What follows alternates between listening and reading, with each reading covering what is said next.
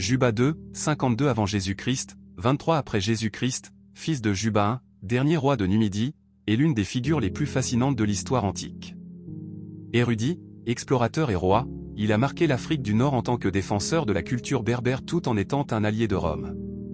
Ce travail explore les multiples facettes de sa vie, son enfance à Rome, son règne en Maurétanie, ses écrits, ses explorations, sa mort et les légendes qui entourent son héritage. La vie de Juba II commence dans l'ombre d'une tragédie. La défaite de Juba I. En 46 avenue Jésus-Christ, son père, allié de Pompée contre Jules César, est vaincu à la bataille de Thapsus. La Numidie est annexée par Rome et Juba II, alors enfant, est capturé. Un otage privilégié. Emmené à Rome, il est élevé à la cour de Jules César puis d'Auguste.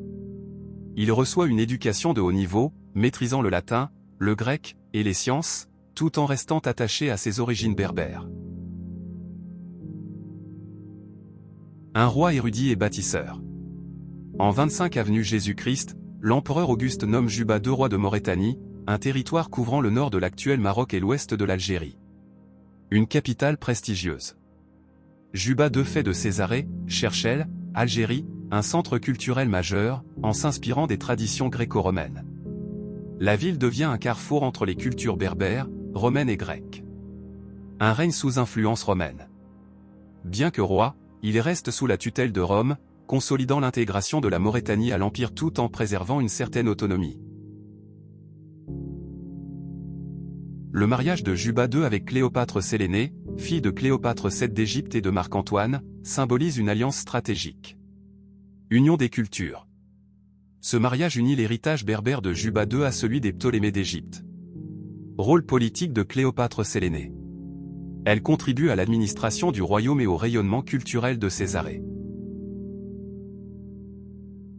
Juba II était un érudit prolifique, auteur de nombreux ouvrages sur des sujets variés. Écrits historiques. Histoire de l'Afrique. Une description géographique et ethnographique de l'Afrique du Nord. Histoire de l'Arabie. Une exploration des peuples et des coutumes de la péninsule arabique. Contribution scientifique. Il mène des expéditions aux îles Canaries, qu'il nomme les îles Fortunées. Il étudie la botanique et introduit le phorbes dans la pharmacopée méditerranéenne. Œuvres artistiques et littéraires. Histoire de la peinture. Une analyse des styles artistiques gréco-romains. Un commentaire sur Homère, témoignant de son érudition classique. Sa mort. Juba demeure en 23 AP Jésus-Christ, probablement de cause naturelle, bien que certaines hypothèses avancent qu'il aurait été assassiné par Rome, méfiante de son attachement à ses racines berbères. Légende des trésors.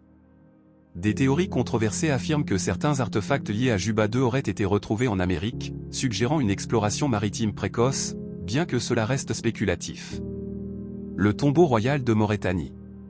Monument emblématique près de Tipaza, il symbolise son règne et reste un site historique majeur. Juba II représente une synthèse exceptionnelle entre l'Afrique du Nord amazigh, la culture romaine et l'héritage grec.